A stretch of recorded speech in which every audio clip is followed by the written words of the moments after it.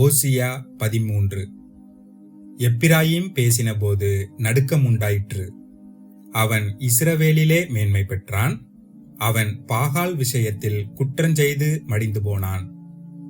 இப்போதும் அவர்கள் அதிகமாய் பாவஞ்செய்து தங்கள் வெள்ளியினால் வார்ப்பித்த சுரூபங்களையும் தங்கள் புத்திக்கேற்ற விக்கிரகங்களையும் தங்களுக்கு உண்டு பண்ணுகிறார்கள். இவைகளெல்லாம் தட்டாருடைய வேலை. மனுஷரில் பலியிடுகிறவர்கள் கன்றுக்குட்டிகளை முத்தமிடலாம் என்று இவைகளை குறித்து சொல்லுகிறார்கள். ஆகையால் அவர்கள் காலையில் காணும் மேகத்தைப் போலவும் விடியற்காலையில் ஒளிந்து போகிற பனியைப் போலவும் பெருங்காற்று களத்திலிருந்து பறக்கடிக்கிற பதரை போலவும் புகைக்கூண்டில் ஏறி போகிற புகையைப் போலவும் இருப்பார்கள். நான் உன்னை எகிப்து தேசத்திலிருந்து அழைத்து வந்தது முதல் உன் தேவனாகிய கர்த்தராயிருக்கிறேன். ஆகையால் நீ என்னையன்றி வேறே தேவனை அறிய வேண்டாம். என்னையன்றி இரட்சகர் ஒருவரும் இல்லை. நான் உன்னை மகா வறட்சியான தேசமாகிய வனாந்தரத்திலே அறிந்து கொண்டேன். தங்களுக்கு இருந்த மேய்ச்சலினால் திருப்தியானார்கள். திருப்தியான பின்பு அவர்கள் இருதயம் மேட்டிமையாயிற்று.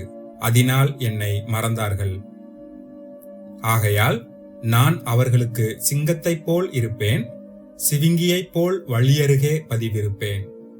குட்டிகளை பறிகொடுத்த கரடியைப் போல நான் அவர்களை எதிர்த்து அவர்கள் ஈரர்குலையை கிழித்து அவர்களை அங்கே சிங்கம் பட்சிக்கிறது போல் பட்சித்து போடுவேன். காட்டு மிருகங்கள் அவர்களை பீறி போடும். இஸ்ரவேலே, நீ உனக்கு கேடுண்டாக்கி கொண்டாய். ஆனாலும் என்னிடத்தில் உனக்கு சகாயம் உண்டு. எனக்கு ராஜாவையும் அதிபதிகளையும் ஏற்படுத்த வேண்டும் என்றாயே. இப்போதும் உன்னுடைய எல்லா பட்டணங்களிலும் உன்னை ரட்சிக்கும் ராஜா எங்கே? உன் நியாயாதிபதிகள் எங்கே? நான் கோபத்திலே உனக்கு ராஜாவை கொடுத்தேன், என் உக்கிரத்திலே அவனை எடுத்துக்கொண்டேன். எப்பிராயீமின் அக்கிரமம் கட்டி வைத்திருக்கிறது, அவன் பாவம் பத்திரப்படுத்தப்பட்டிருக்கிறது. பிரசவ ஸ்திரீயின் வேதனை அவனுக்கு வரும். அவன் விவேகமில்லாத பிள்ளை, பேறுகாலம் மட்டும் அவன் நிற்கவில்லை. அவர்களை நான் பாதாளத்தின் வல்லமைக்கு நீங்களாக்கி மீட்பேன், அவர்களை மரணத்துக்கு நீங்களாக்கி விடுவிப்பேன். மரணமே, உன் வாதைகள் எங்கே? பாதாளமே, உன் சங்காரம் எங்கே? மனமாறுதல் என் கண்களுக்கு மறைவானதாயிருக்கும். இவன் சகோதரருக்குள்ளே ஜனம் பெருத்தவனாயிருந்தாலும் கர்த்தருடைய காற்றாகிய கீழ்காற்று வனாந்தரத்திலிருந்து எழும்பி வரும். அதனால் அவனுடைய ஊற்றுகள் வற்றி போகும், அவனுடைய துறவு சுவரி போகும்.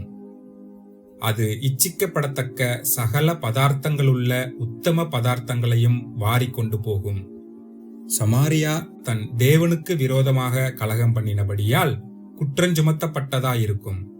அவர்கள் பட்டயத்தால் விழுவார்கள், அவர்களுடைய குழந்தைகள் மோதியடிக்கப்படும், அவர்களுடைய கர்ப்பவதிகள் கீறப்பட்டு போவார்கள்.